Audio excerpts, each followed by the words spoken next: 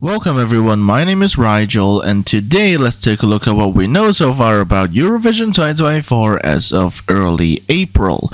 Now, eagle-eyed viewers will know that I didn't upload anything like this for March because of multiple factors really, one of which was just that I was busy and or I was not in an environment which allowed me to record videos because my dormitory is very cramped, very small. I do have the space to do it, and I have done videos in the dormitory in the past, but I don't get a lot of time to do it. And most of the time when I do even have access to my computer at all is when I'm out in a cafe and I can't really record there for obvious reasons.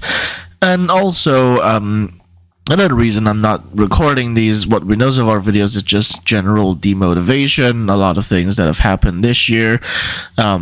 I don't really need to talk about those things specifically, but you know what I'm talking about. A lot of things just getting me down. I'm just not very motivated to do these kinds of videos, but here, let's do one while I've still got the time. I'm currently recording this from Kaunas. I'm kind of doing a little getaway in Kaunas because it's Easter holiday right now, no classes and anything. So yeah, I'm in Kaunas right now. I'm in a hotel, so yeah, I thought I would do a little video about what we know so far about Eurovision 2024. And yeah, I don't have a what we know so far blog post either, but I think I'll just give it a pause this year. Again, it's just a matter of demotivation. I don't have the motivation to continue with the blog post. So, hopefully you're not relying on me for your sole source of Eurovision content, because I myself am not particularly up to speed with it either. But, the show must go on, or so they say. So, with that said, let's take a look at the Wikipedia page, as we always do. And then after this, I'm going to take a look at the pre-parties and also the odds for the contest. The winning odds, that is. So, let's start with the wiki page first. You can see here, it will be hosted in Sweden. It will be hosted in the city of Malmö, which also hosted the contest in 2013, and it will be hosted at the exact same arena, which also hosted 2013 at the Malmö Arena. Now, the dates of the show are the 7th, the 9th, and the 11th, meaning that as I record this, and hopefully as I publish this video, it won't be too far away until the contest itself. In fact, just over a month. So yeah, we are getting really close now. We've got all the songs, obviously. And it's really just a matter of who's going to win, who's going to qualify, and how the performances are going to look. And all of that. And that's the contest is really close to us now. So after that, we also have the hosts, the presenters for the contest, and we have none other than Petra Mede, and also a presenter called Malin Åkerman. And obviously, we know Petra Mede. She's hosted 2013 and 2016 and was universally loved for it. And this means that she is our most recent, at least. I don't know if there were any others, but this is our most recent 3 times Eurovision presenter. So that's a pretty legendary achievement right there. But those two are going to be our hosts. We have Petra Mede and Malin Åkerman. There were also rumors that we would have had Gina Dirawi, but I think they kind of dropped that last minute. I don't know what happened with that, but there were rumors that it would have happened. But in any case, we will have 37 countries, which is the exact same as last year, except Romania has actually withdrawn from the contest, but Luxembourg is coming back. And of course, we'll get to Luxembourg later on when we get to each of the countries. In any case, let's get to the location here. Like I mentioned earlier, it's going to be at the Malmö Arena. There's also going to be a Euro Village, which is at Folkets Park, and there's also right next to the Folkets Park is going to be a Eurovision street. You can see here between Folkets Park and Triangeln, and yeah, there's also going to be like an ABBA World Exhibition in Malmö, so that's going to be interesting if you're a fan of ABBA. But basically, we're going to have the contest right here in Malmö Arena, and then over here in Folkets Park we will have the Eurovision Village. So yeah, with that said, there was a bidding phase, and basically the reason Stockholm wasn't accepted was because the main idea for Stockholm was that they would hold some sort of temporary arena instead of using an existing one, because Friends Arena was I believe under renovation or something like that. But yeah, so no Stockholm. Instead, we're going back to Malmö, which was one of the more reliable options for SVT. So with that said, let's get on to the countries that will tentatively participate in Eurovision 2024. Now, I think they've actually kind of split the whole thing. I believe they used to have a thing where it would show the results and then the participants separately. But in this case, of course, we haven't had the results yet. So we're just looking at the participants. So let's go alphabetically. And first off, we have Albania, who will be represented by Bessa with the song Titan. The song was previously called Zemrendor when it won the national final Festival i Kungis. However, after that, they decided to do a revamp, as they always tend to do. And they changed the song pretty much entirely into English, as evident in the name. The genre of the song, I believe, is also very different from the original. The original was a bit more like a ballad, but now the song is a bit more kind of R&B-ish. So yeah, there's that, and I don't know if we have the running order here. I'm not sure why they haven't shown it, but the running order, I believe they have put Albania second in the second semifinal. So literally the death slot in the semifinal. So good luck to Albania. But regardless, Bessa will be representing Albania with the song Titan. After that, we have Armenia, who will be represented by longtime fan favorite La Deniva with the song Jocko. Now, Jocko is a very folk-sounding song, but actually La Deniva, what's interesting about La Deniva is that only one of the members is Armenian. One of them is actually French. And doesn't really even speak Armenian, but the other one is Armenian, and their songs generally do sound very Armenian in terms of like instruments and such, and Jocko is one such example. And what's interesting about Jocko is that it doesn't actually have that many lyrics. It's like Nocturne in a way, in that it starts off with some lyrics, but most of the song is just like instrumental. Or in this case, you also have a lot of la la las, and it was performed for the first time at the Madrid pre-party last Saturday, and it went down a storm. Everyone was clapping along and singing along, and yeah, so it was a very popular song with the audience in Madrid. And yeah, basically it's just a very folk sounding song. Some people even call it almost oriental, which is interesting. But yeah, it's a very folk sounding song from Armenia this year for Eurovision 2024. After that, we have Australia, who will be represented by, once again, fan favorite Electric Fields. Now, Electric Fields previously took part in the national final Australia Decides for 2020, I think. I think they were in Australia Decides 2020, and they actually participated with a song called 2000 and whatever, and that song was a great fan favorite at the time, but of course they didn't win the national final.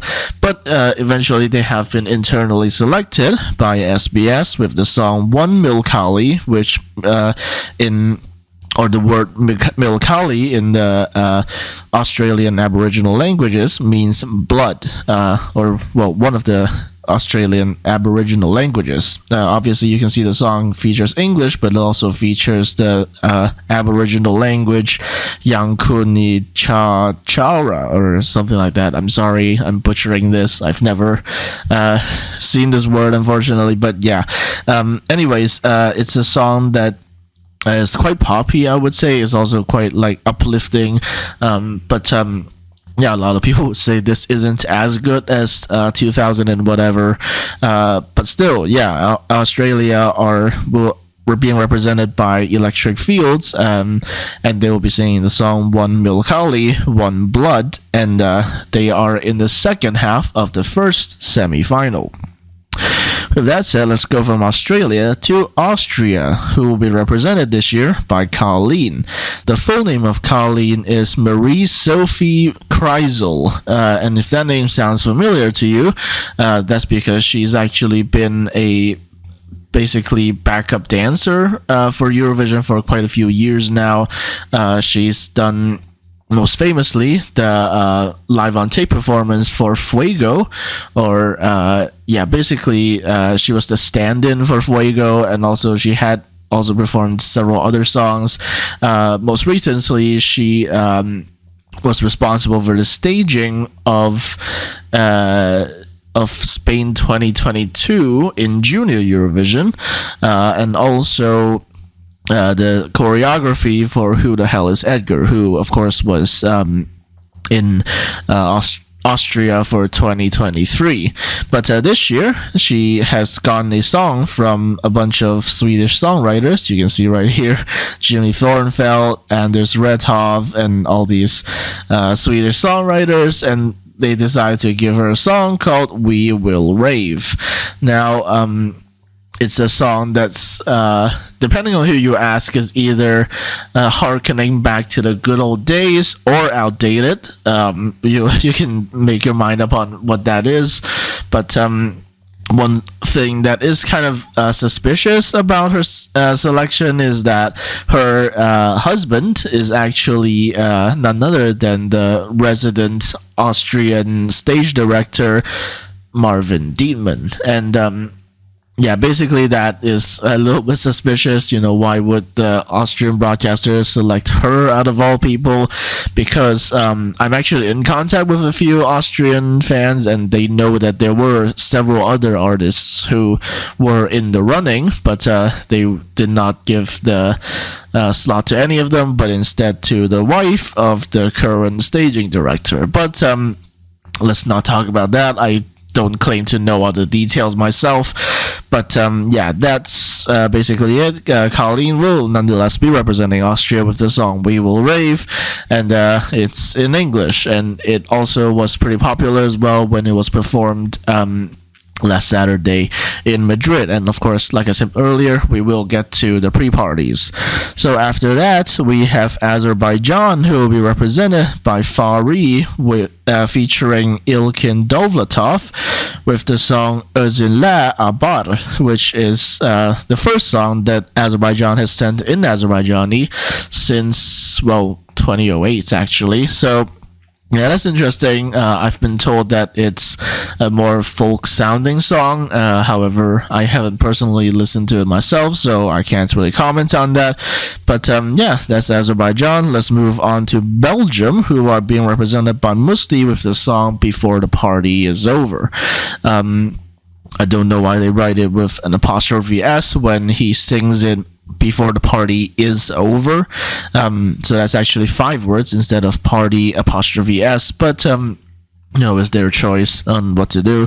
But yeah, this is a very dramatic kind of dark pop ballad type song, and earlier on, before the song was released, basically Musti told fans to submit entries for a choir of sorts to put into the backing track, and according to him, all of the voices were put into the song. So that, I guess that means I am a backing vocalist for Eurovision 2024 then, I guess. So that's cool, and the song is also like really dramatic, as is the music video. And some people are touting this as a potential candidate to win the whole contest, and we'll see about that. But I've listened to Musti for a while now, and I've loved a lot of his music. So yeah, he also performed this really, really well at the Madrid pre-party. His vocals were really good. He got the audience to sing along as well. So yeah, it was a very cool performance. After that, we have Croatia. It's unbelievable to say this, but Croatia this year is one of the favorites to win the contest. They are being represented by Baby Lasagna with the song Rim Tim Tagi Dim. Now, the pipeline to which Baby Lasagna gets to Eurovision is insane.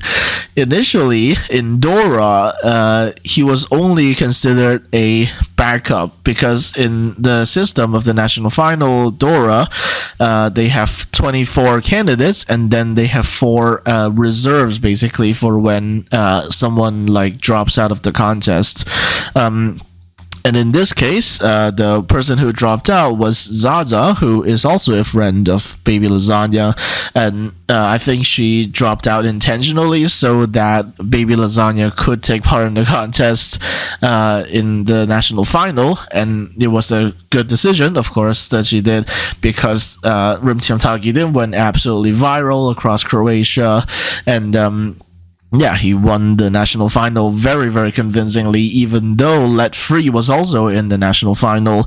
And then, now, after all of that, Croatia has rapidly become one of the favorites to win the whole contest.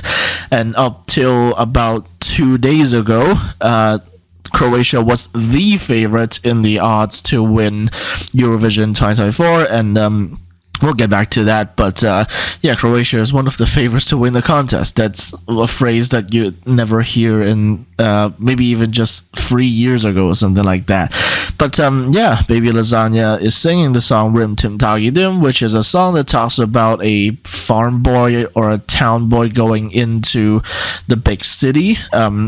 Which is a very interesting thing. And in his performance, he also wears outfits that are kind of inspired by traditional Croatian outfits. So that is very interesting. And the song is a bop, and it gets everyone going. In one part of the song, it goes like, there's no going back, whoa, and basically last Saturday at the pre-party, absolutely everyone was singing along to the whoa part, which was absolutely insane. It really gets the crowd going, and yeah, this is one of the candidates for victory. More so, actually, quite a bit more so than Belgium.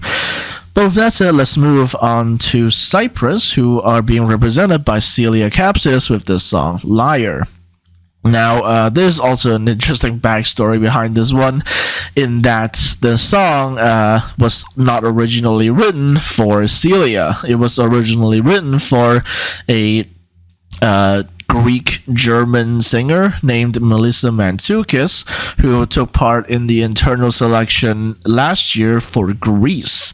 But then the internal selection committee kind of snubbed Melissa Mantoukis, and the whole drama even escalated to the point that basically Melissa Mantoukis was taking the Greek broadcaster to court, but it didn't really end in anything, and in the end it was decided that the compromise winner would go to Eurovision, and for Greece, and what happened with that.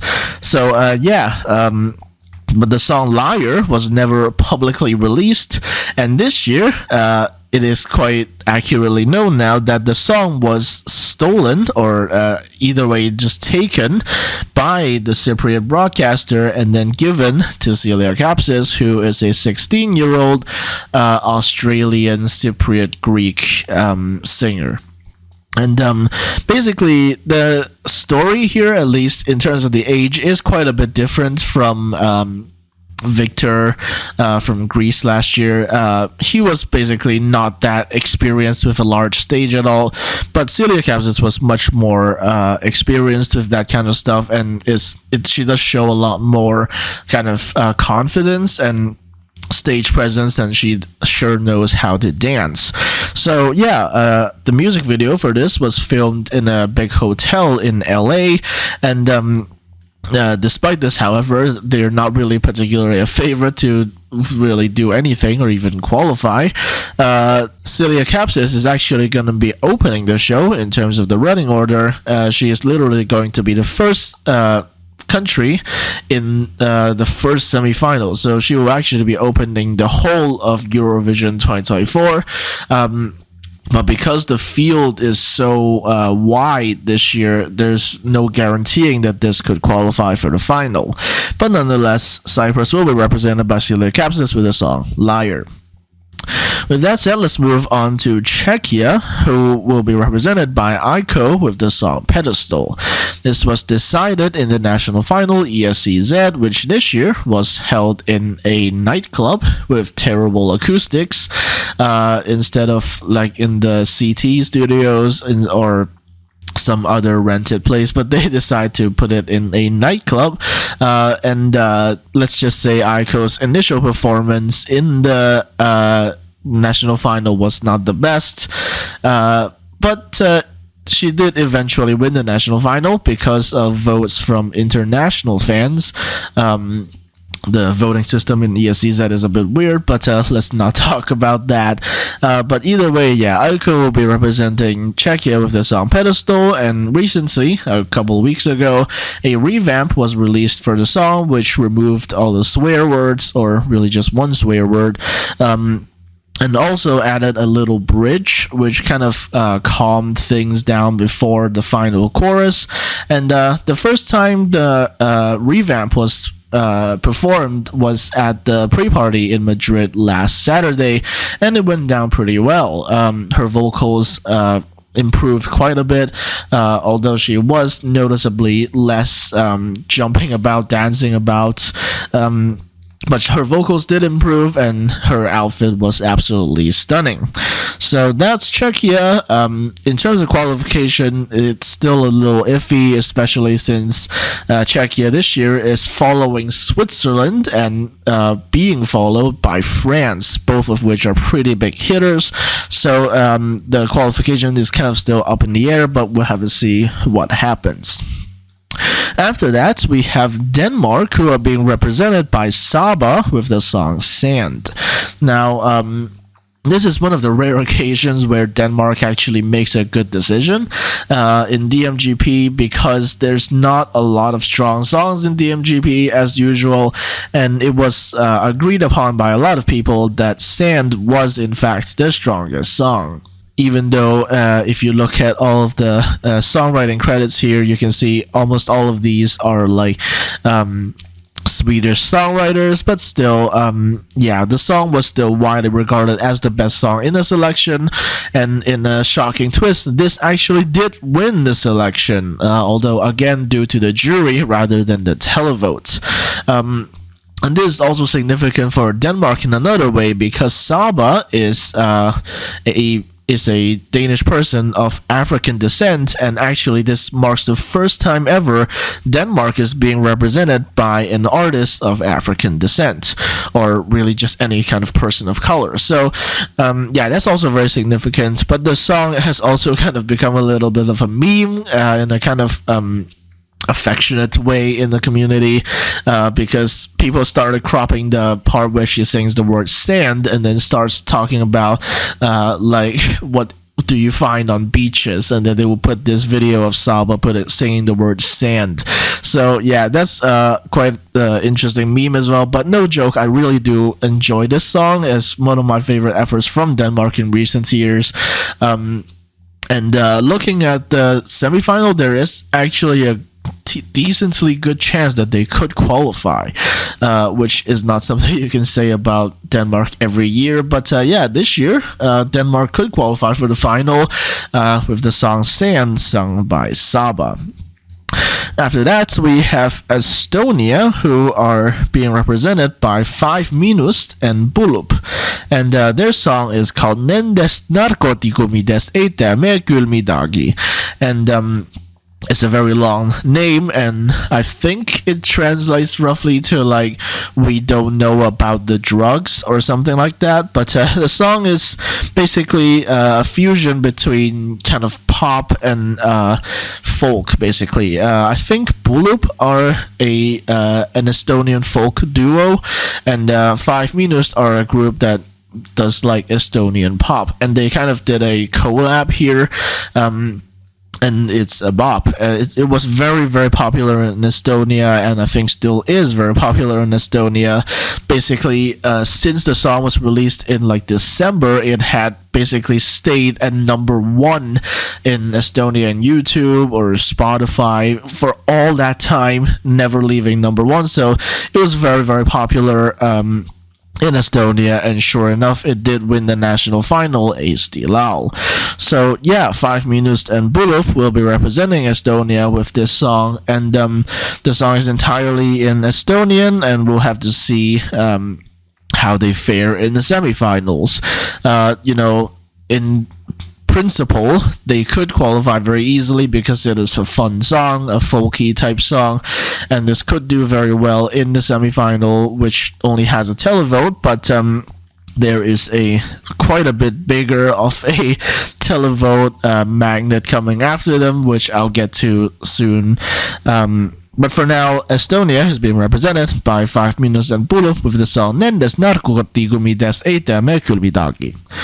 So with that said, let's go from one fun song to another fun song, and that is Finland, who are being represented by Windows 95 Man with the song No Rules. Now, this was selected for the national final UMK, which I actually went to, against a rather large rival, which was Sara Siipola, which was the favorite of many people, including, well, myself.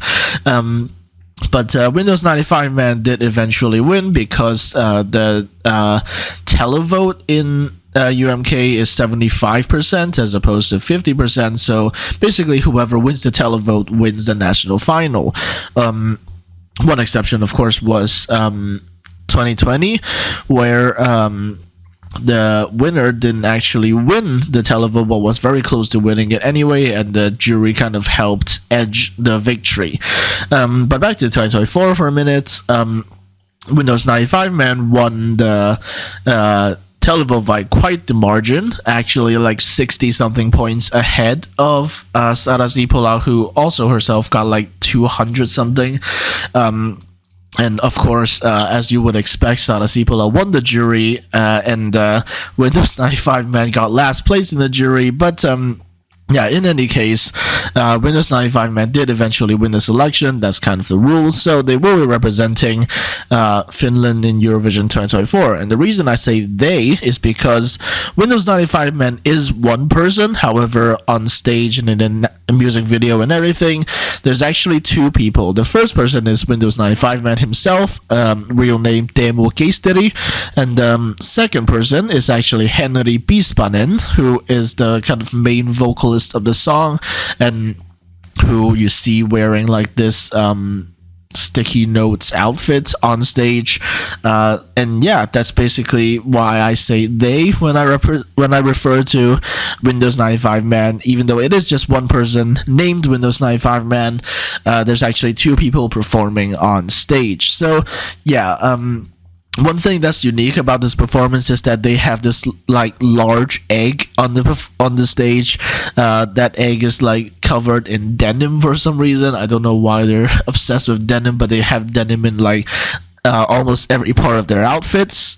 But yeah, in any case, they will be singing the song No Rules, which they sang in the national final as well, of course. And there was also this thing where Windows 95 Man will have to blur his logo on his t-shirt for Eurovision because they don't allow trademarks and stuff. And this also happened to Estonia, where they actually mentioned Lay's, the chips brand, in their song, and then they had to change it a little bit later on. For Finland, Windows 95 Man gets to keep his name, but he has to censor the logo on his t-shirt. So that's something interesting. But let's now move on to France, who are being represented by Slimane with the song Mon Amour. Now, this was actually the first song that was announced for this year's contest, and Slimane a very, very strong vocalist.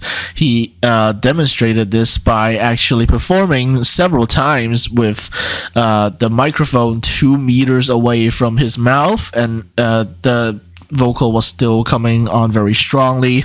Yeah, he's got a very strong vocal, and the song is kind of your standard pop ballad. There's also been this drama unrelated to Slimane where basically Lazara from last year, you might remember her, she actually said that she was requested to dye her hair blonde by the French delegation to look less Arab. So yeah, that's a bit questionable for sure, and we don't really know what's going on with that drama now. But yeah, nonetheless, let's get back to 2024. Slimane is actually also partially of Arab origin. His grandparents are from Algeria, I believe, but nonetheless, he will be singing the song Mon Amour for Eurovision 2024. And he's also been deemed to be a potential jury winner because there aren't a whole lot of ballads this year. So this could be a jury winner for Eurovision 2024, but we'll have to see what happens. After that, we have Georgia, who is being represented by Nutsa Bouzaladze with the song Firefighter. Now, when the name Nutsa Bouzaladze was announced, fans were pretty excited because Nutsa Bouzaladze actually last year appeared on, I believe, America's Got Talent, and actually did a duet with Kylie Minogue, I believe. And in the end, I think she came 12th in the whole thing. But still, it was, I think, kind of the first Georgian singer to appear on that show. And so it was still pretty significant. And after she was announced as the representative, a search was commenced to look for a song for Nutsa, and in the end it was revealed that it would be a song by the Macedonian songwriter Darko Dimitrov, who has also co-written several other songs for Eurovision before, such as Loco Loco, I believe, and also other entries from like North Macedonia. But this time, he's writing a song for Georgia, and this song is called Firefighter, and it's a kind of bop. That's all I can really gather. I haven't listened to the song in full yet, but it's a very upbeat type song with a lot of choreography, which Nutsa is also very good at. And like last year, this is also being deemed as Georgia's best chance to qualify in years. And I think there is a scenario that could happen where both Denmark and Georgia qualify for the final, but we'll have to see how that goes. With that said, let's move. Actually, let's not move to Germany yet. I will talk very briefly about what happened in the Madrid pre-party. Basically, her brother died in a car crash quite recently, and to mourn that, even though she did show up to the Madrid pre-party, she didn't really sing Firefighter, but rather sang a sad song from Christina Aguilera. So yeah, there was that, but she did show that she had very strong, very powerful vocals, which will definitely be helpful for hopefully getting her country to qualify in the end. So with that said, then let's move on to Germany, who will be represented by Isak with the song Always on the Run. Now, this is selected for the national final Das Deutsche Finale, and before Das Deutsche Finale, there was also a smaller wildcard national final, which was called Ich will zum ESC, which basically means like I want to go to Eurovision, but one thing that was kind of funny is that, usually there is this tendency among the German public to vote for the underdog, or in this case, the wild card singer. But people did not do that at all, especially in the jury, where there were 8 juries actually, and in the end, the wild card, who was called Florian, by the way, or Florian. Florian, ended up getting a total of 8 points from the jury. That is to say, he got 1 point from each jury, while some got 10, some got 12. But yeah, the wild card did not fare so well. But the favorite was neither Isak nor Florian, at least among fans. The favorite was actually Rick, spelled RYK, Rick, with the song "Oh Boy." Now, this didn't actually do very well in the national final. I think it got like fourth or fifth or something, but it was actually deemed by some fans as a potential jury winner or even a Eurovision winner. Now, I don't necessarily agree with that, but I still think it probably would have been a lot better than Isak with the song "Always on the Run." But Isak actually won both the televote and the jury, so if that's what the Germans want, then, let them have it. It being probably last or second to last place again. Anyways, let's move on to Greece, who will be represented by a megastar, a superstar in Greece, Marina Sati. Now, Marina Sati's been on the wish lists of fans for a long time now, so nonetheless, it was still surprising that she was randomly announced by the Greek broadcaster as being internally selected for Eurovision. But then it was also announced that she didn't have a song. But eventually they did come up with a song. It is called Zari, which in Greek means dice, as in the playing dice that you use for board games and stuff. But yeah, Zari means dice, and you can see there's a ton of songwriters here, including Marina Sati herself, and also Jay Stolar, who is the partner of Evangelia. And Evangelia is another kind of fan favorite as well from some people. But it was also kind of speculated that Evangelia herself was also a ghostwriter for the song.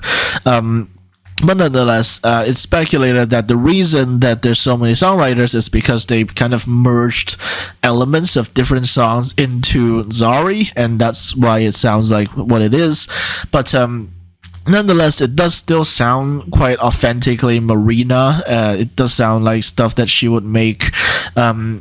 And so it's kind of hard to predict how well this will do in Eurovision, because it's not really a genre that you've encountered in Eurovision before. Nonetheless, Zari has become a huge hit in Greece, and it's actually stayed on number one for quite a few weeks before some other songs overtook it. But now I think it's still like fourth or something in the charts in Greece. So yeah, huge domestic hit, and a lot of people, especially people who enjoy ethnic songs, are also loving this as well. And who knows what could happen with it. It could do really well in the contest, maybe come top 5 or even top 3. Who knows? That's just my guess, but I think this is pretty safely qualifying for the final. So with that said, let's go from one country that's safely qualifying for the final to one country that really isn't, and that's Iceland. Now, Iceland had the national final Söngvakeppnin, and this was possibly one of the first times where Söngvakeppnin was riddled with drama. Now, one reason for this was because one of the participating acts was a Palestinian singer named Bashar Murad. And this was before the 7th of October, by the way. This was the submission period actually ended in September. So actually it was before the events in Gaza that Bashar Murad actually signed up for the national final. But nonetheless, Bashar Murad was announced as one of the finalists for the national final with his song named Wild West. Now, there were also some other names that returned. such as Siga Osk, who sang a song which sounded like she was saying "Go Tiffany," but it was actually like a phrase in Icelandic, which I can't remember right now. But there was Siga Osk, who also came back, and more importantly, Hera Björk, who of course represented Iceland in Eurovision 2010, I believe. I have no idea. I've never watched 2010. But in any case, this was kind of riddled with drama because Hera Björk was actually found to be liking a Facebook comment that was supporting Israel, although later it was also found that she followed a pro-Palestine Instagram page, so it's not really clear where she stands on the issue. But what is clear, however, is that after the semifinals had concluded, an Israeli group had openly called for Icelanders to vote for Hera Björk instead of Bashar Murad. There was actually a whole Facebook group set up by it, and it was later even found that the person who set up the Facebook group was actually one of the members of the Israeli broadcasters. So, they are openly tampering with national finals of other countries, but I guess it worked, because in the super final it was Hera Björk versus Bashar Murad, and the winner turned out to be Hera Björk. But there were also several irregularities with this, because it was reported that some people, while voting, they tried to vote for Bashar, but the number for voting for Bashar was marked as spam, or sometimes it would just directly redirect to Hera Björk's number, which was, of course, very suspicious. However, despite Bashar Murad and also one of the members of Hatari calling for an investigation, nothing really went anywhere, and eventually Iceland did confirm participation in Eurovision 2024, as did Hera Björk. So, like it or not, Hera Björk will be representing Iceland with the song Scared of Heights. And looking at the running order and looking at just about everything, it seems like they are doomed. They are probably going to come last in the semifinal, because they are coming in the running order right after Croatia. And Croatia is a favorite to win, and so no one is going to remember Iceland. So Iceland is basically doomed in the semifinal, and will probably come last in the semifinal. But I guess that's what happens when you rig your selection and still continue to go with that decision. But anyway, let's move from Iceland to Ireland, who will be represented by Bambi Thug with the song Doomsday Blue.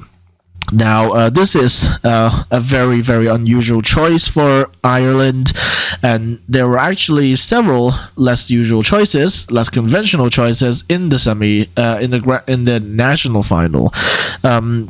As usual, of course, they had the national final on the Late Late Show, but this year they had two rather unusual acts. The first one was, of course, our Bambi Thug, and the other was Ailsa with the song Go Tauben, which in Irish means suddenly.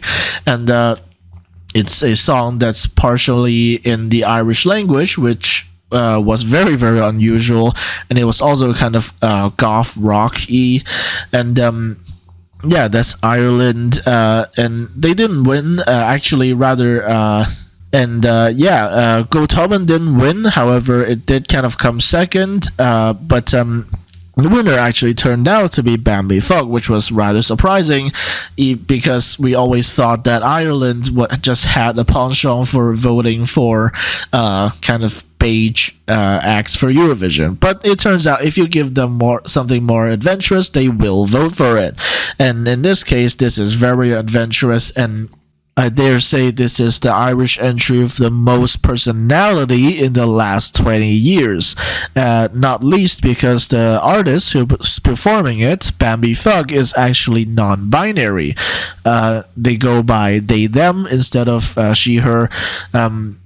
Unsurprisingly enough, this isn't even the only non-binary artist this year, but yeah, this is one of the most adventurous entries for Ireland in a long, long time, and hopefully it will pay off. It's a song that's kind of goth rocky. I can't really explain it. It's kind of in a genre all of its own, but yeah, it's a very unique song for Ireland. So yeah, with that said, let's move from Ireland to Italy, who are being represented by the song La Noia, sung by Angelina Mango. Now, of course, the selection in this case was Sanremo, which people who watch Sanremo will insist is not a national final, but if it selects an entry for Eurovision, I say it is. Anyways, at Sanremo, there were several favorites actually, but I think the three main ones that I would like to talk about are this, La Noia, and also a song from Annalisa and a song from Mahmood.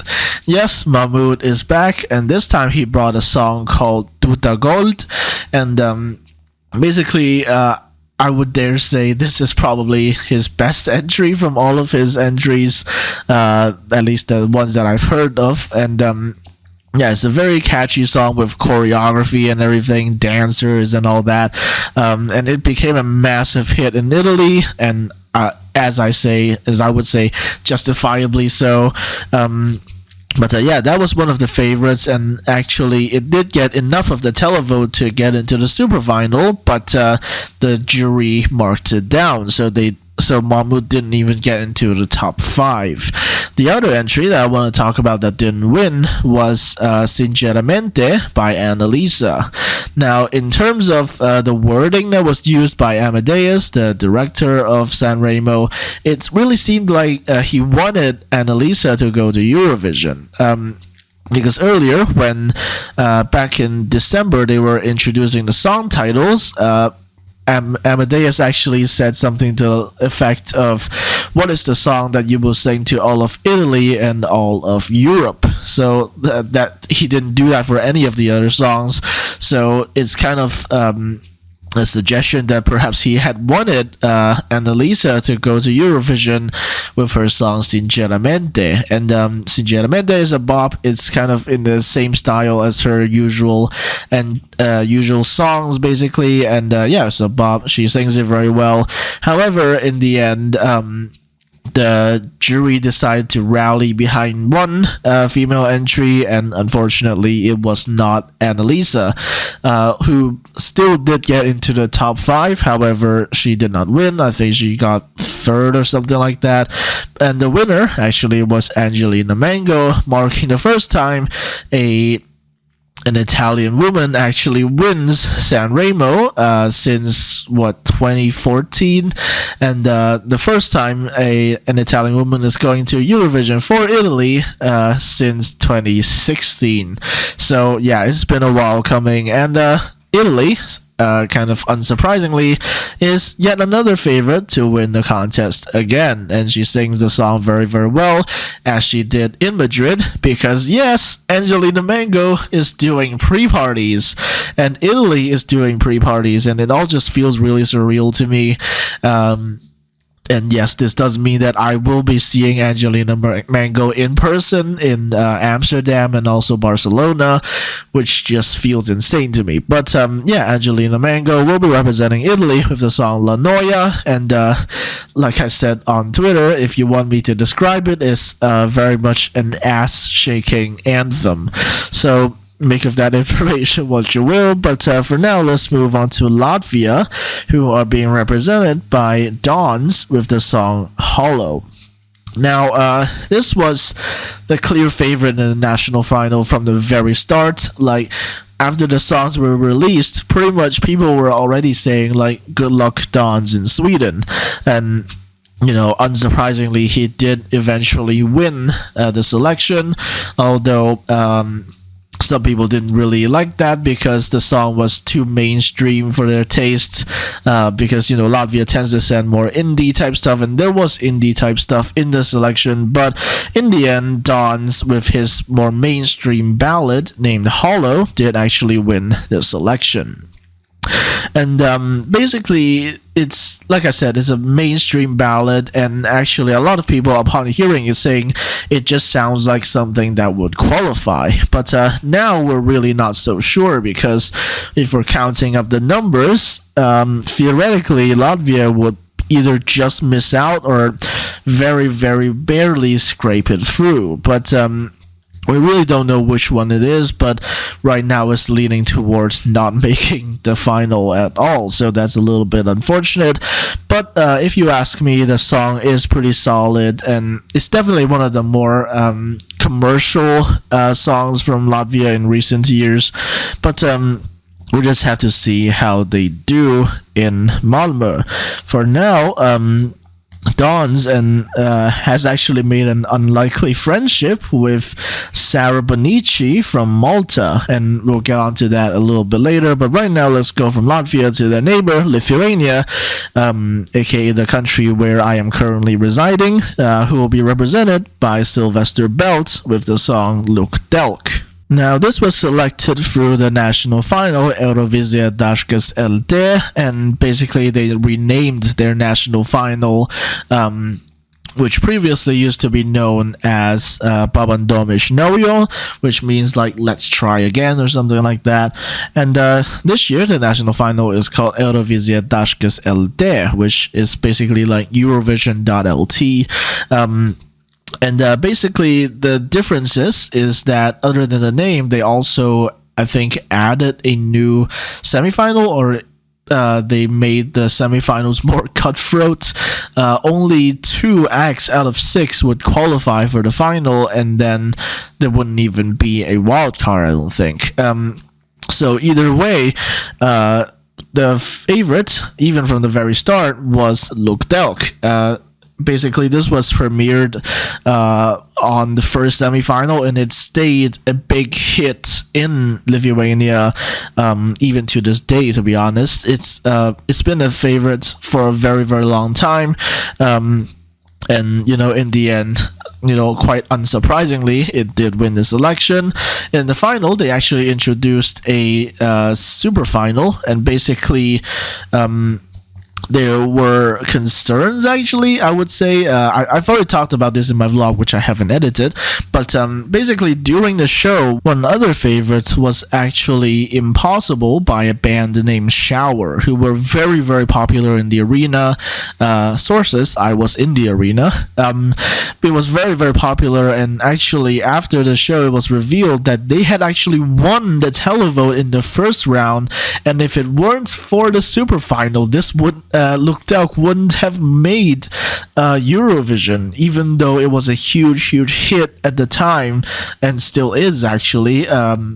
So that's kind of ironic, but yeah, they introduced a super final, but another name that was in the national final was The Roop, who came back with a more low-key song, and they still got into the super final, but they came third out of 3 in the super final. But and in any case, Luk Delk did win the national final. Sylvester Belt did win, and one interesting thing that I actually only kind of just now realized, and is you can see the name here, Jessica Shivokite, and if you don't know who Jessica Shivokite is, that's basically the real name of Jessica Shy, who is a very, very big artist in Lithuania, and she actually co-wrote Luk Delk. And I did ask a friend whether Jessica Shy herself would ever do Eurovizija Dažkas LD, and basically probably not. Because she is really, really big in Lithuania, and it would take a lot for her to consider going to the national final. But in any case, she did co-write the song, which is interesting.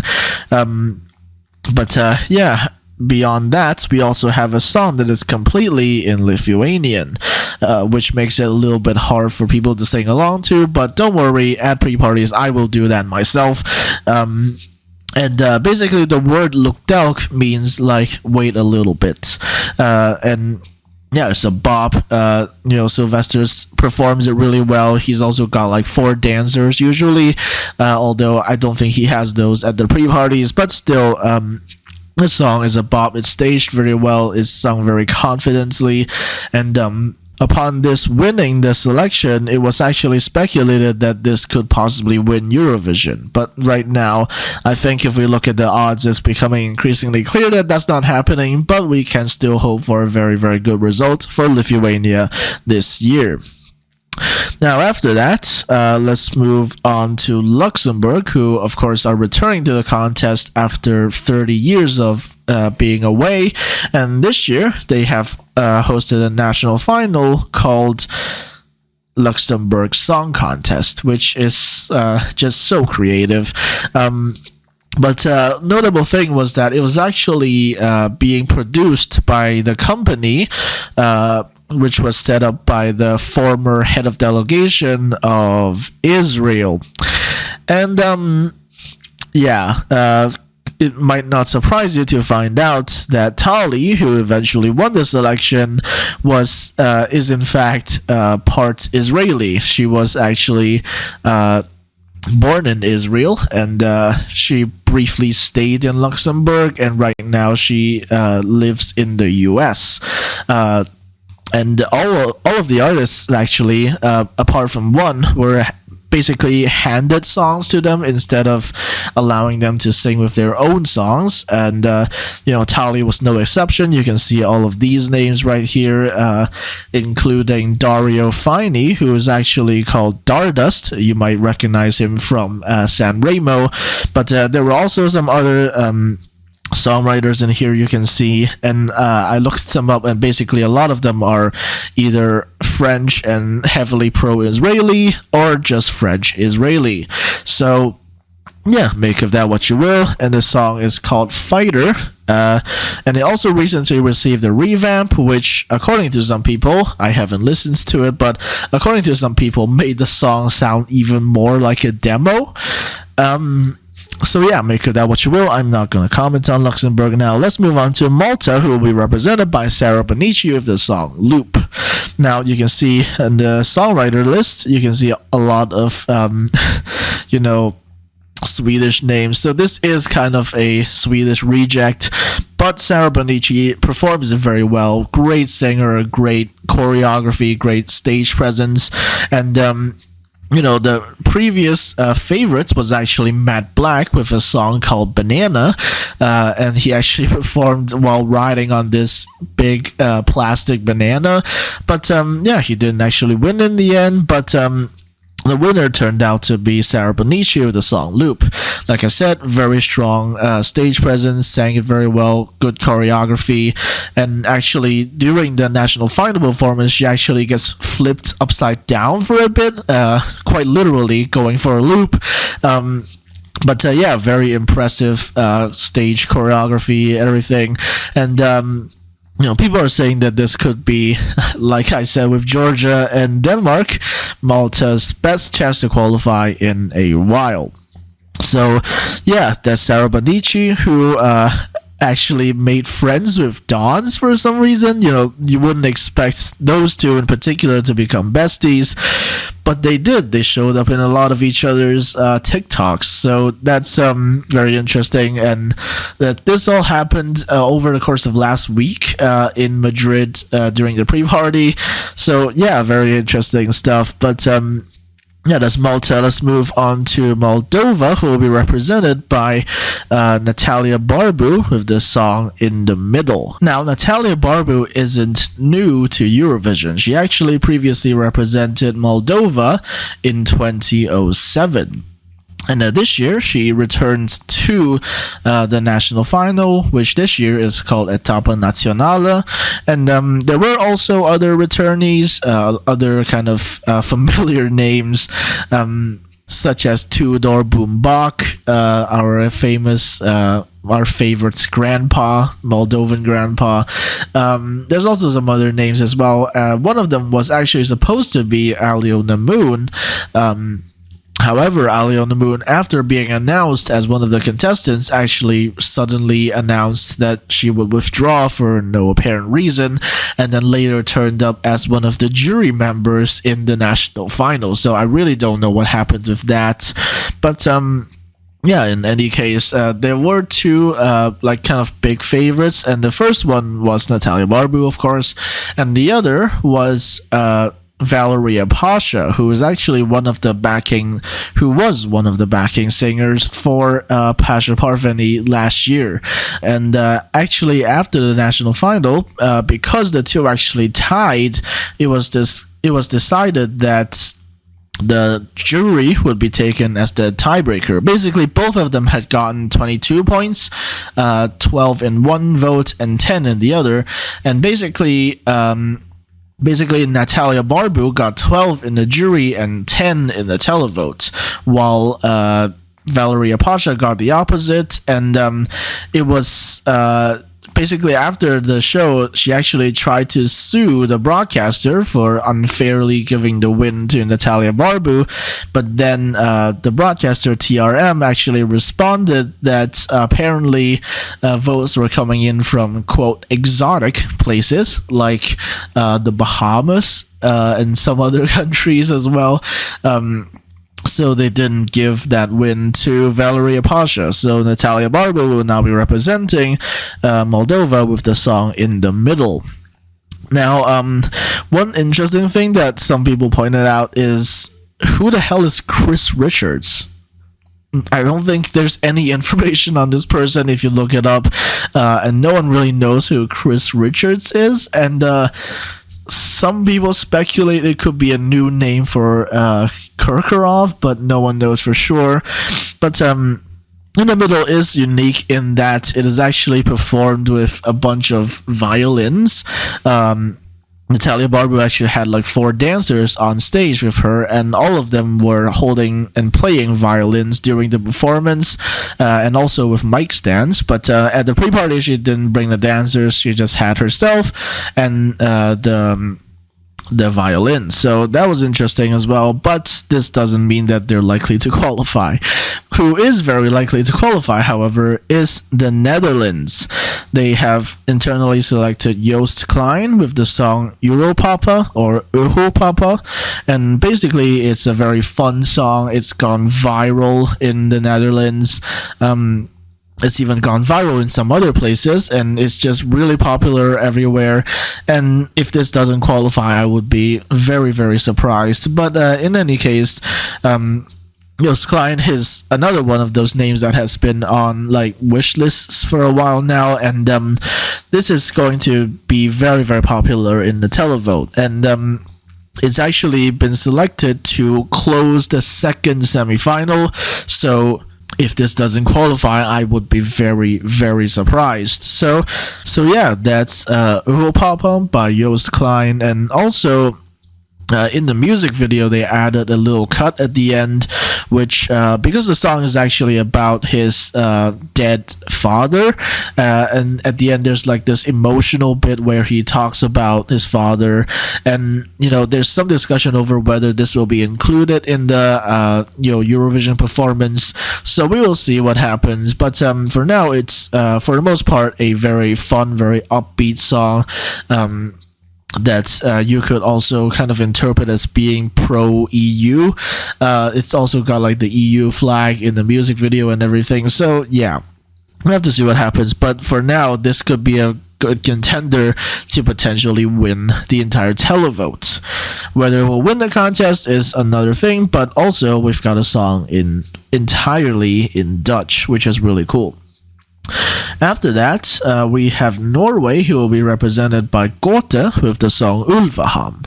Now, another song we can see here that is entirely in the native language, and this actually is very, very different for Norwegian standards because they still had their national final MGP. However, this time they didn't select anything jokey or really mainstream poppy, because Ulveham is more like folk rock, I would say. It's a mix of folk and rock, and actually it employs some traditional singing techniques used by sheep herders in Norway, apparently. But the song is about a 1,000-year-old fairy tale, which I think talks about something like a girl wanting to murder her evil stepmother or stepfamily or something like that. It's crazy, but the song is a bop. Absolutely, I love it. It's still my winner right now, although I haven't listened to half of these songs here, but still, it's performed with such an insane atmosphere that I think this really does have a shot at winning the contest, although some other people might not agree with that. But still, I think it's insanely good. The atmosphere, especially, it's just insane, and it's really crazy that Norway managed to select this, even though Kaino was also in the selection and actually did win the jury. Now, what's funny about Kaino and Gotha is that in the selection this year, NRK decided that the televote would be worth 60% rather than 50%. So we know that the head of delegation for Norway has been a huge advocate for the televote to be more powerful in Eurovision, and they've kind of set their own example by putting that in their own national final. Now, what's funny is that Gotha, compared to Kaino, was much more of a fan favorite, and indeed a favorite in Norway. And had it not been for this, because Kaino got a really high jury votes, had it not been for the 60-40 change, Gotha would not have actually won the selection, even though they won the televote quite resoundingly. So yeah, that's just some food for thought, I suppose. But I'm still happy that in the end, Gotha have won this election, and they will be representing Norway in Eurovision 2024. So with that said, let's move on to Poland, who will be represented by Luna with the song The Tower.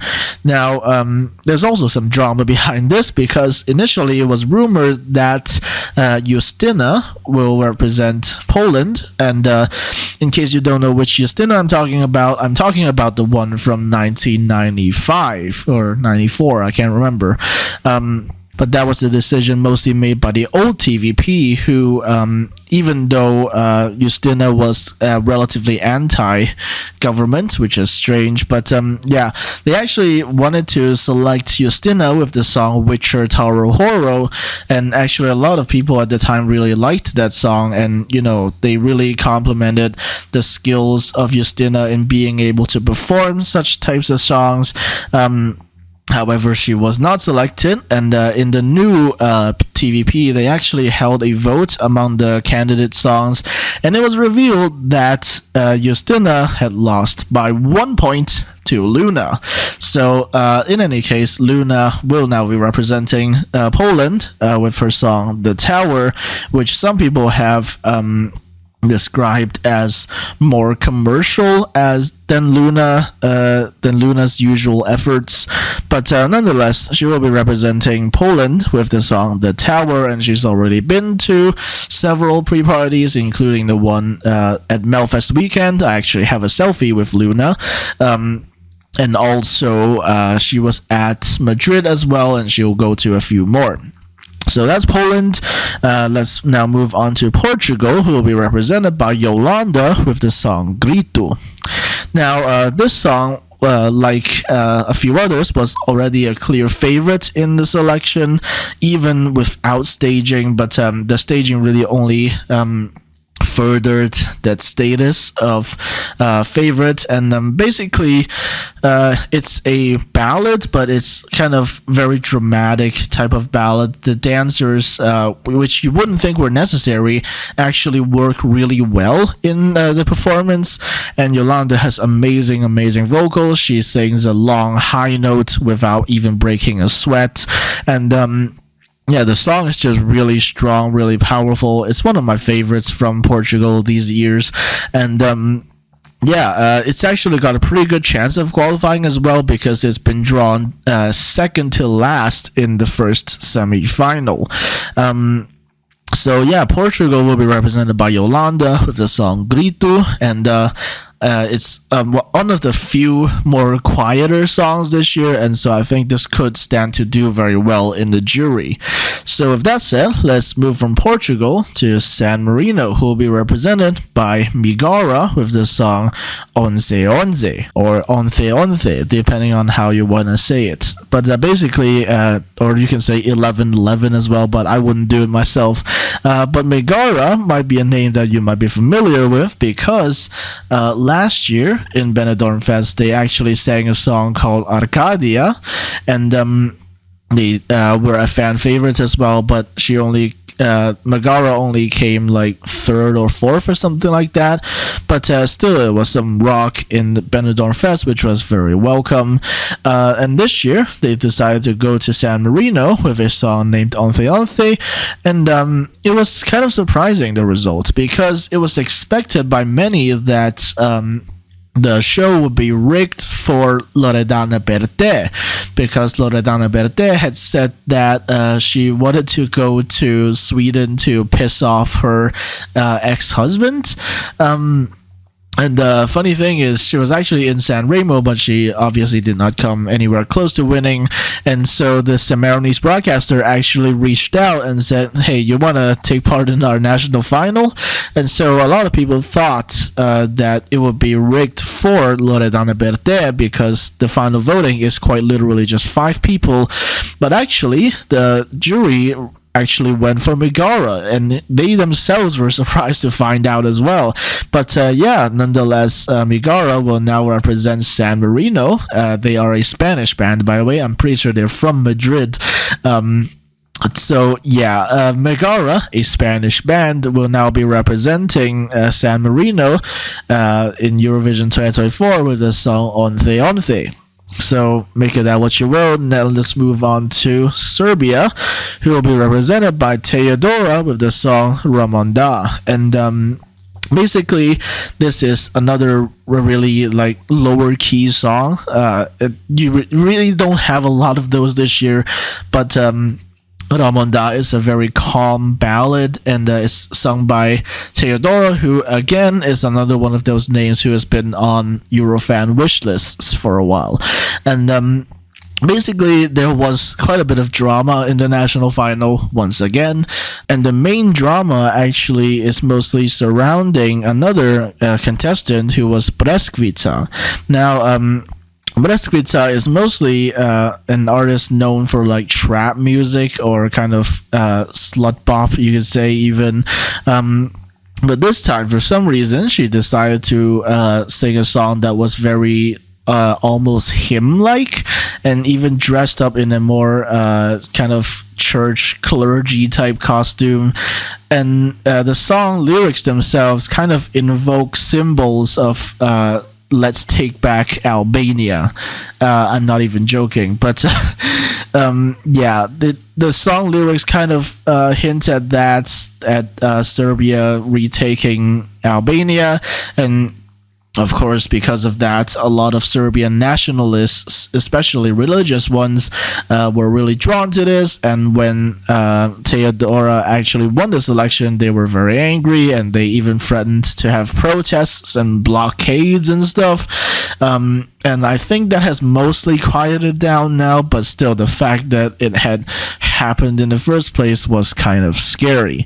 But nonetheless, Teodora will be representing Serbia with the song Ramonda, which, like I said, is a more quieter type ballad, but still, it's a fan favorite among many people. And like I said, with Gritu, if it qualifies, it could stand to do quite well in the jury. After that, let's go from Serbia to their neighbor, Slovenia, who will be represented by Raven with the song Veronica. Now, Raven is another one of those names that's on wish lists of Eurofans, because she actually tried to win EMA in the 2010s like 3 times, and every time she was like top 3 or top 2. So finally she was internally selected for 2024 with the song Veronica. And if you see the songwriters here, one name might seem kind of familiar to you, and yes, that is Boyan from Joker Out, who has also co-written Veronica.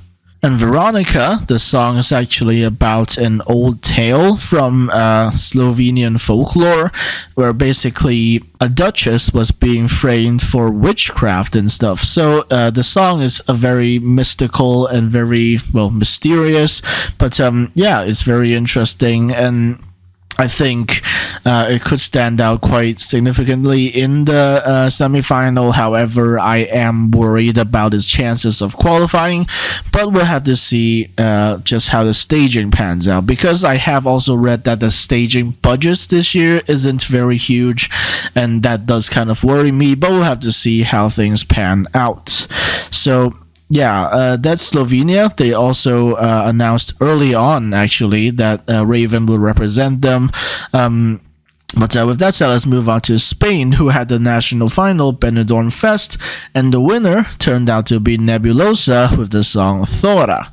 There were also other favorites in the national final. However, it was revealed actually after the show that Thora had only won the televote by about 4 votes, not 4 points, 4 votes. So it was really, really close, and perhaps we could have had a different winner. For example, like Saint Pedro was another favorite, and I think he probably would have won had Thora not won the televote. But they did, and so Nebulosa, who previously was in San Marino, will now represent Spain with the song Thora. Now, why did I mention San Marino? Well, because this is basically a case of Nebulosa having been in the Sammarinese selection, I think a year or 2 years ago, and now representing Spain. But now we also have Migara, who was in the Spanish national final a year ago, and now they will represent San Marino. So, how the turntables. With that said, let's move from Spain to Sweden, who will be represented by Marcus and Martinez with the song Unforgettable. Now, you might recognize Marcus and Martinez from their effort last year in Melfest. They had been singing a song called Air, and they came second behind Lorraine. And that was a big fan favorite as well, in addition to Lorraine, of course. And I was actually quite a fan of the song Air. But this year, I can't really say the same. Ironically, I would say, despite the song title, the song is actually quite forgettable.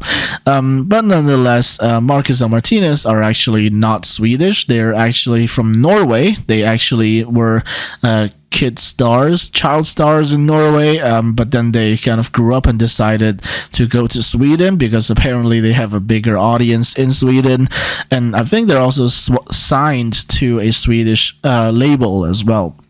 And to this day, Norwegians continue to call Marcus and Martinez traitors.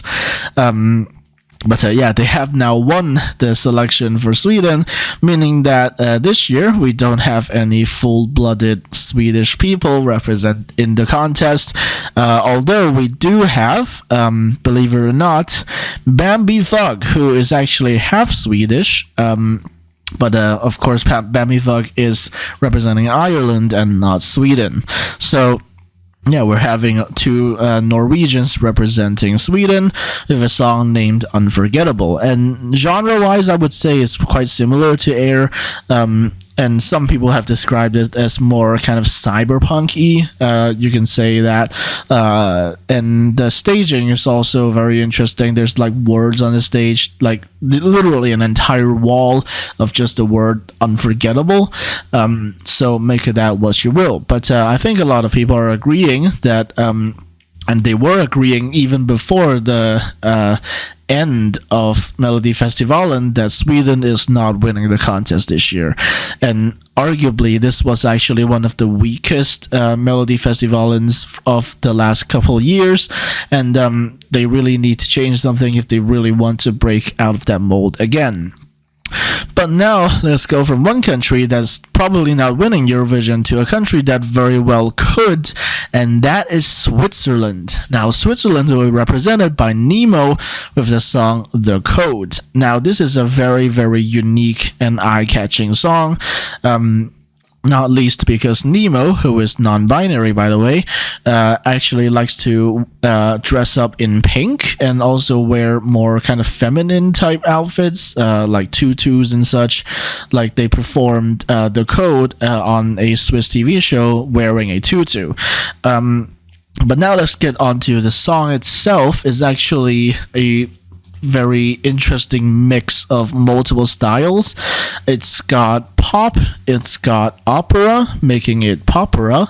I think some people genuinely use the term popera. And then it's also got rap. So it's a song with pop elements, rap elements, opera elements, and at the back of all of it is drum and bass. So it's a very interesting mix, and it's something that you really just have to hear for yourself to understand how it goes. And in terms of the lyrics, it's a lot about Nemo's personal journey of being a non-binary person, and one line literally goes, between the O's and ones, that's where I found my kingdom come. And yeah, a lot of it is about Nemo's personal journey on finding their own kind of gender identity.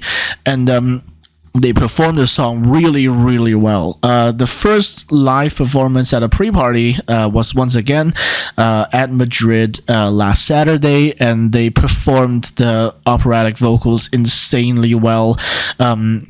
And even the rap and everything, they were all performed very well, with tons and tons of charisma and stage presence to boot. And so after all of that, something has happened in the odds, which I'll get to after I talk about all the countries.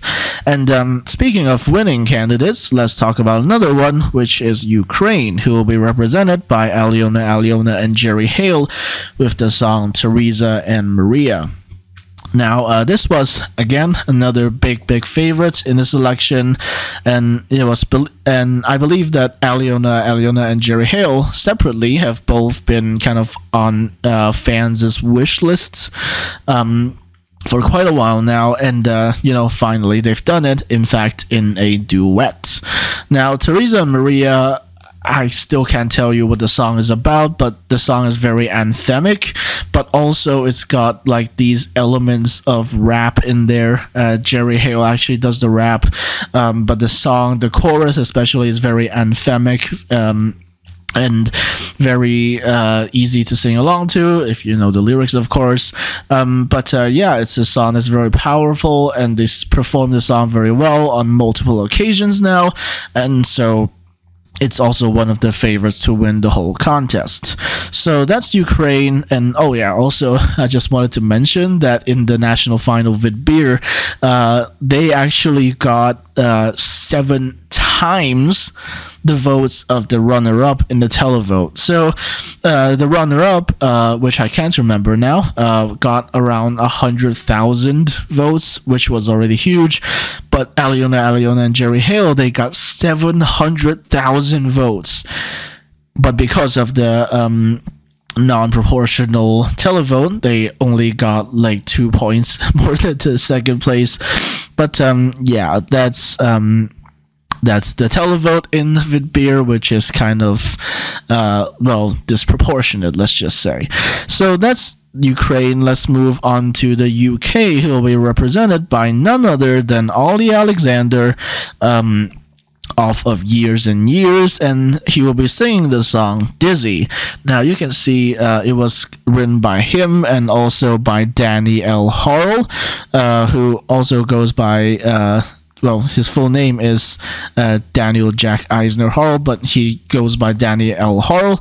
He's also written songs for names like Caroline Polachek, Dua Lipa, I believe, and also some other big names in the Anglophone pop industry. So these are some pretty big names, but despite this, Dizzy isn't really a fan favorite among Eurofans.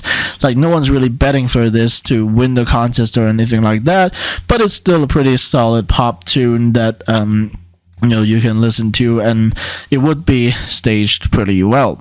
So that is the UK, and that is all of the countries that is taking part in Eurovision 2024. Like I mentioned earlier, Romania actually withdrew because they didn't have enough money, basically. And there are other countries that could come back, like especially Monaco, I would say, and possibly Slovakia. But we'll have to see what happens with that. So with that, so let's move on to the production. You can see here all of these names. I draw your attention to Christer Björkman, who is returning as the contest producer, and also Edvard af Sillén, who is also returning as the script writer for Eurovision 2024, and he was famously the mastermind behind Love Love Peace Peace. So those are some pretty big names. Of course, it's Sweden. You expect good production from them, basically. But yeah, we'll have to see how things go. And actually, one thing I suddenly just remembered in terms of production, you can see here it talks about like multi-camera directors, but one country that won't need a multi-camera director is Greece, because according to Greek media, Marina Sati is planning on having a one-camera performance. That is, they don't cut at all. They just use one camera for the entire 3 minutes, and it's going to be very different from everything else. So, that gives us more confidence that at the very least the song and the entry is going to really pop out, really stand out among the different songs. So after that, in terms of the slogan, we have United by Music, which was the same slogan as the 2023 contest, but they're keeping it for 2024 and beyond, and basically they're just gonna have this for the permanent slogan, because let's face it, how many people other than us hardcore Euro fans actually think about the slogan.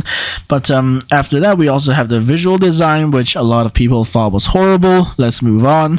And we also have the stage design, which this year is actually quite unique. I've shown photos of it, but basically the idea is that there's going to be like this large cross in the middle of the stage, and the singers can basically walk onto it and perform in the middle, and at the top there's also going to be like LED cubes that are going to like move around and stuff, kind of in the style, I guess, of Lorene's thing last year.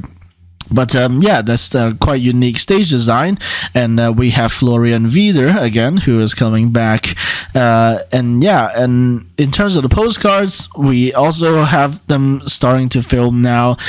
Some countries have been filming them. I believe for Estonia, they decided that they would be cooking up some barbecue or shashlik, and yeah, that's quite interesting. And there's also other things that they might do. But basically, the idea, I think, is that they would have the participants in their home countries film the postcards.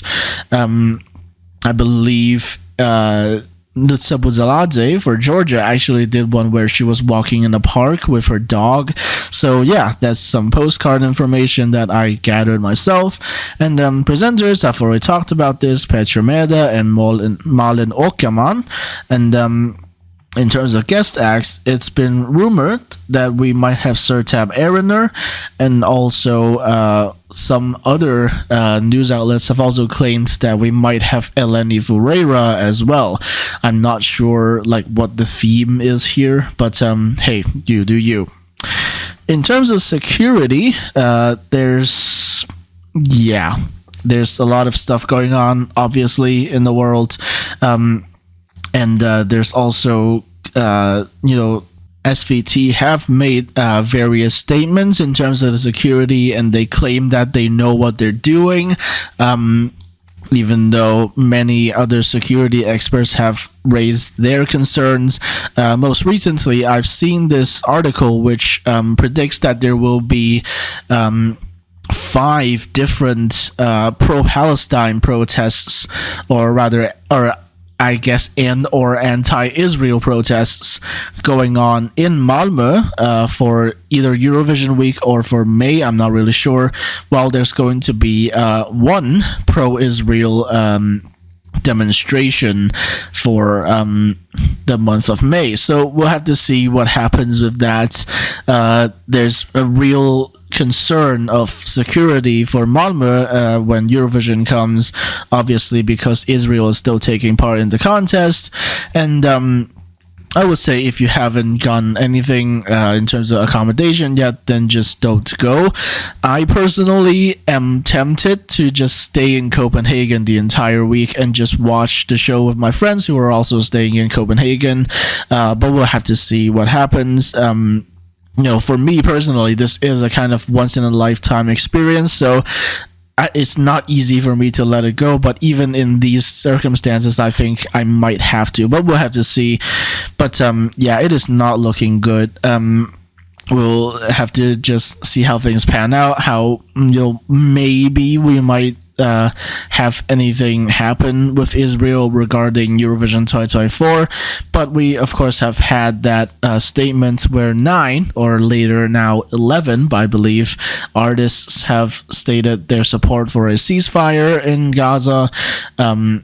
But of course, this is a very nothing burger statement, but at the same time, they're not really allowed to make any statements more less nothing burger, if that makes sense. But so that is gonna be my coverage for Israel in Eurovision 2024. That's all I'm going to talk about.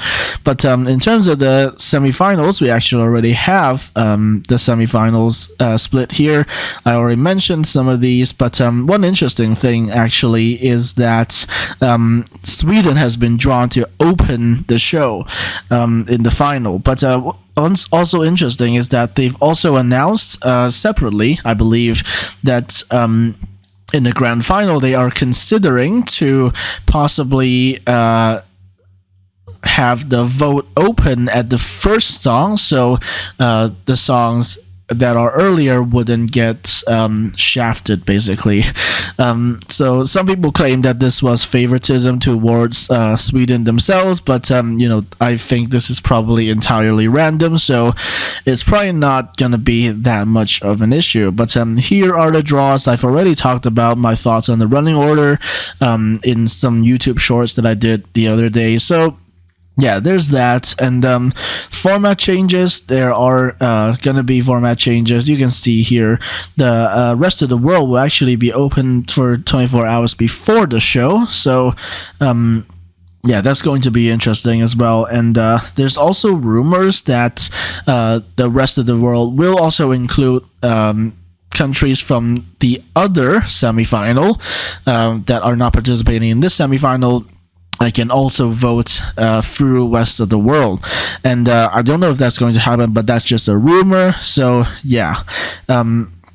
After that, there was also this plan to reduce the runtime by an hour, but you can see here Edvard af Sillén has said that it will be a maximum of 5 minutes shorter. So yeah, I'm not really sure what happens to that. So that is about it, really. We have a few spokespersons here. You can see Sopo Kalvashi for Georgia, and here are the broadcasts. You can see there are also some countries that are not participating, but that will also broadcast, and there are Montenegro and North Macedonia. So maybe next year we could see them come back, but of course, that depends on how expensive the host country is. Cough, cough, Switzerland.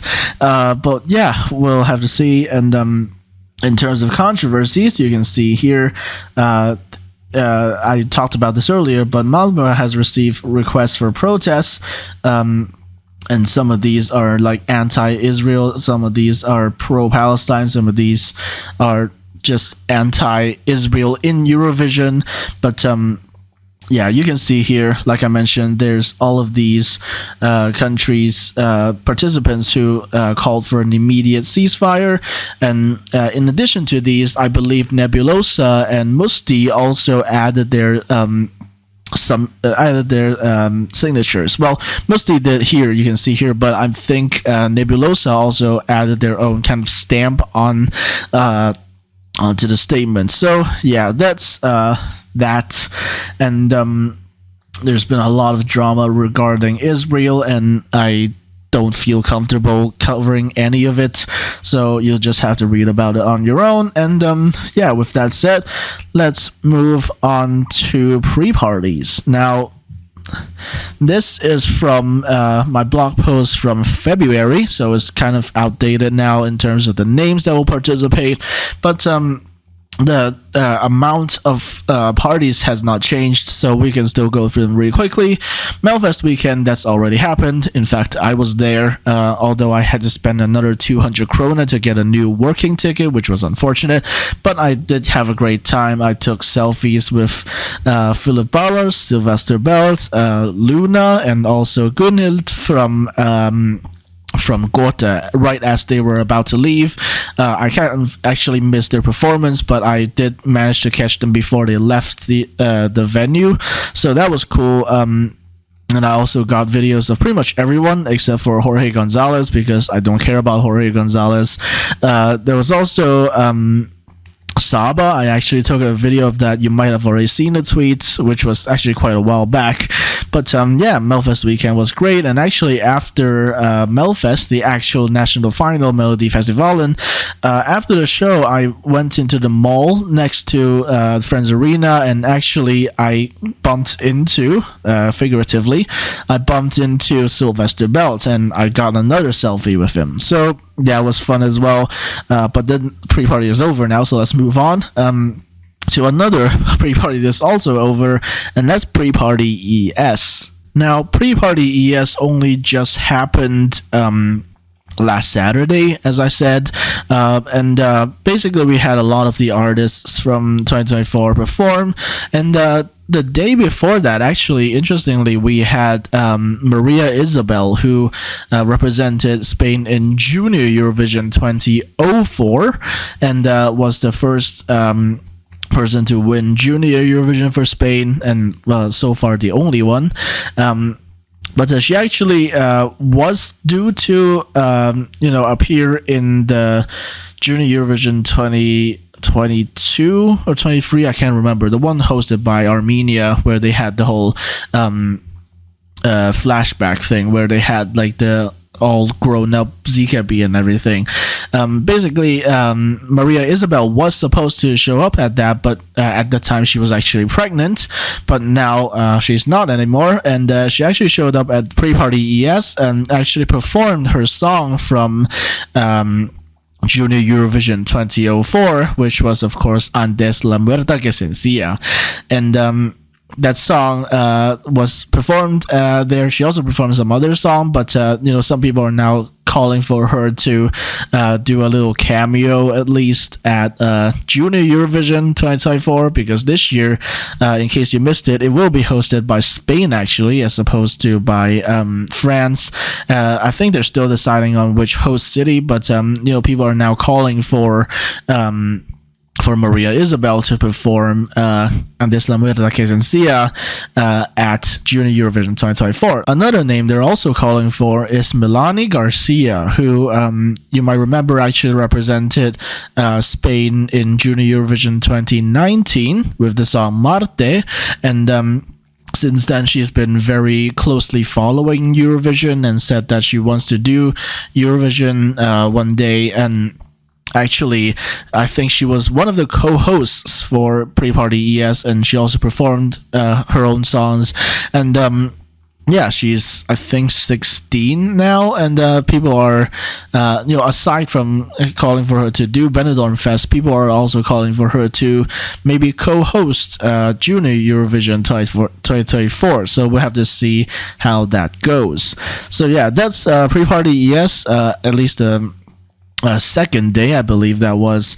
And then on the last day, we had the 2024 acts. Unfortunately, Gotha couldn't show up. And then we also had all of these names right here, and a bunch of other ones as well. Like I mentioned earlier, we had the first ever live performances from Musti and Nemo, and also more performances from like Sylvester Belt, from Nebulosa, and so on and so on. So again, the the performance from Nemo actually changed the odds quite a bit, but we'll get to the odds after this. And then after pre-party, yes, we were supposed to have a pre-party from Greece. So far, no one has been invited, or rather, no one from the 2024 class has been invited, and no one that I know has been really given any directions on where this thing would happen. But allegedly, it's supposed to be in Athens. It's gonna feature some Greek names like Stefania, who represented Greece in 2021, and some other names, but not any Eurovision 2024 names as far as I can tell, so that's kind of interesting. But yeah, there was supposed to be a Greek pre-party at the end of March, and I don't know what's happened to that, but if you do, please let me know in the comments.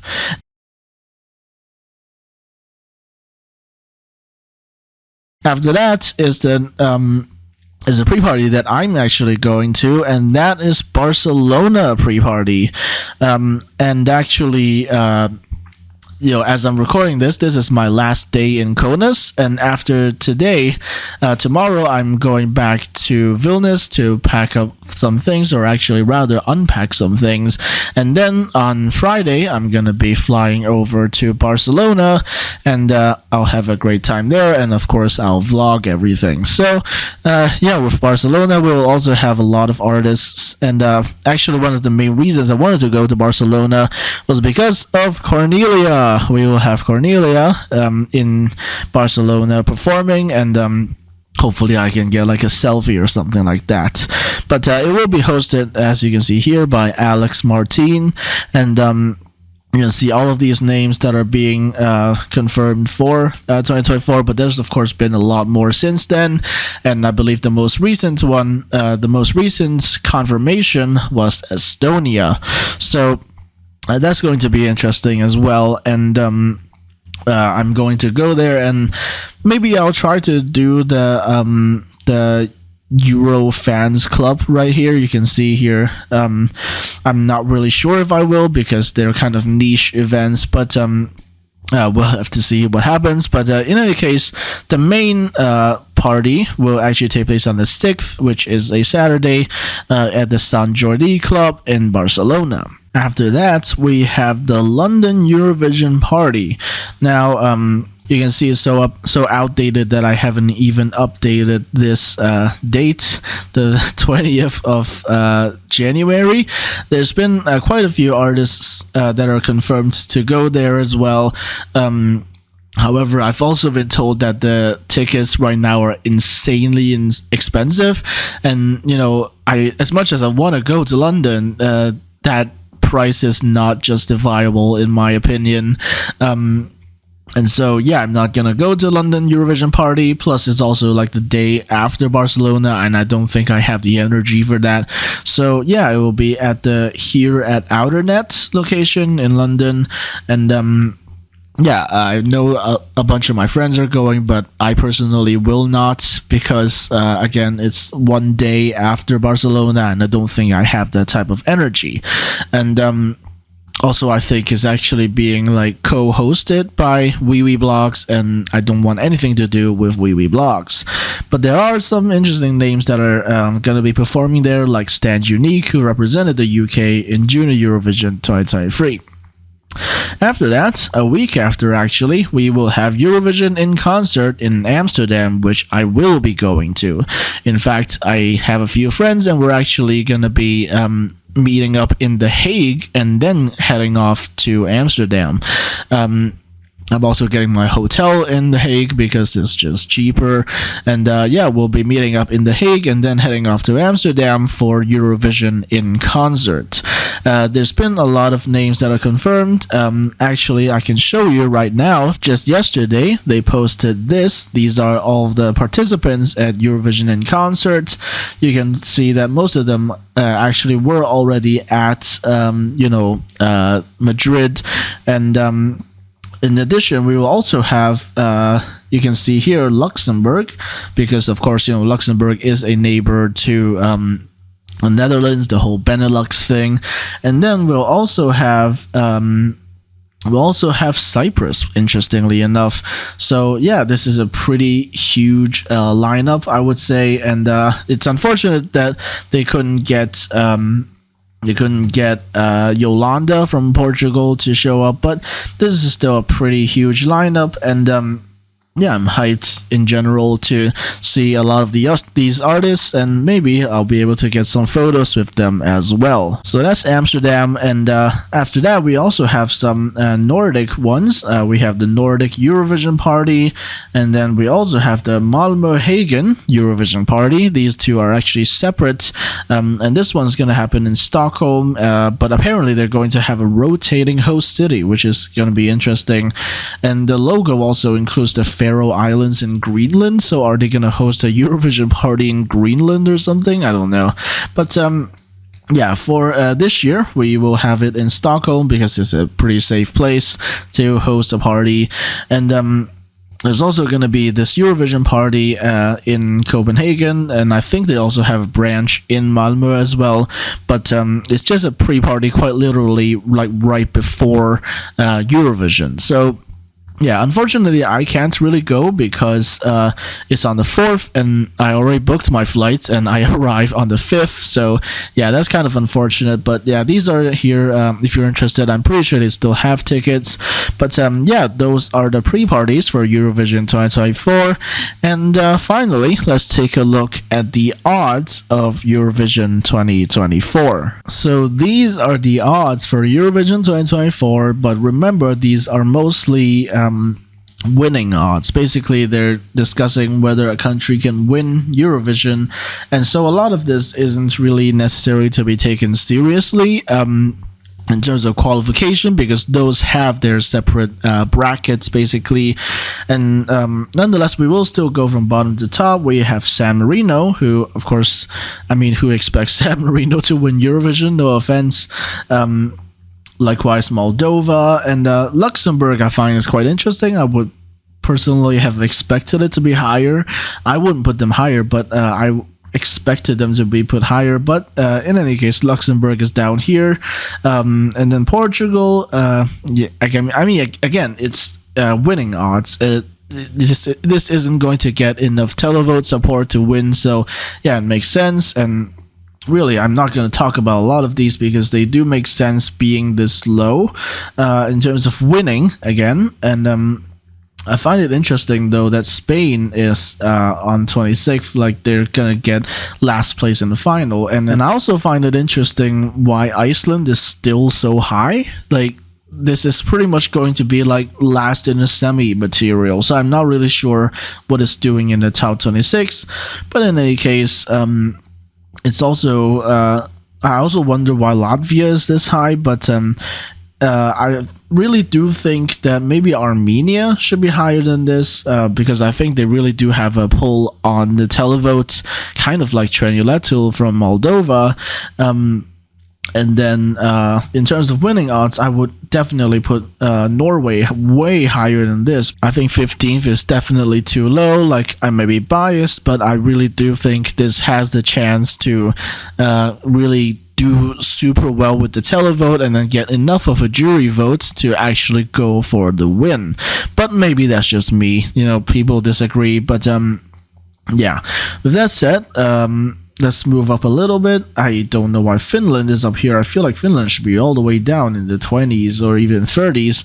But again, maybe I'm just biased. But after that, we also have Lithuania. I think that's actually quite appropriate. I don't know why Austria is all the way this high. I think it's a cool song, but I don't think it has anywhere near the potential to like win the contest outright. And I'm intentionally not scrolling up here because I think Greece at 8th kind of makes sense, maybe even a little higher. But one thing that's very interesting is that for a while, at least, not now anymore, but for a while, the entire top 5 had odds of over 10%, which was very crazy. Now, Ukraine has dropped down a little bit, but I do think they are still in with a realistic shout to win the contest. And then above that, we have Papa, which is going viral all across Europe. So, it makes sense this could like absolutely sweep the televote or something like that. But yeah, we also have Italy in third place now. And let's finally look at the top, because we have a new number one in the odds, and that is Switzerland. After that performance that Nemo gave at the Madrid pre-party, and also a live performance that Nemo did on Swiss TV, the bettors, the bookmakers, were a lot more convinced of their vocals. They sound a lot better now. Well, they don't sound better, they just always sounded good. And they were now reaffirmed that Nemo can in fact do those vocally challenging operatic parts in the song, and so the confidence in this has really risen. And you can see now, with the exception of Betway, pretty much every single bookmaker on this list has put Switzerland as the favorite to win, which is quite crazy. But really, in general, this top two is quite crazy, because imagine telling someone back in, I don't know, 2022 or something, that we would have Switzerland and Croatia as the two big favorites to win the contest. That would be absolutely crazy. So yeah, that's gonna be the odds for Eurovision 2024. Like I said, these are winning odds, so I think especially the ones at the bottom you don't really have to take too seriously, because let's face it, who thinks Iceland is going to win Eurovision 2024, right? So yeah, those are going to be the odds for Eurovision 2024, the winning odds, and that is going to do it for this video. I think I probably rambled on way too long again, but that's just part of my nature. And yeah, nonetheless, I hope you did enjoy my commentary. Like this video if you did. Subscribe to the channel so you don't miss my upcoming Eurovision content, which will include a vlog to Barcelona, and I'll see you next time.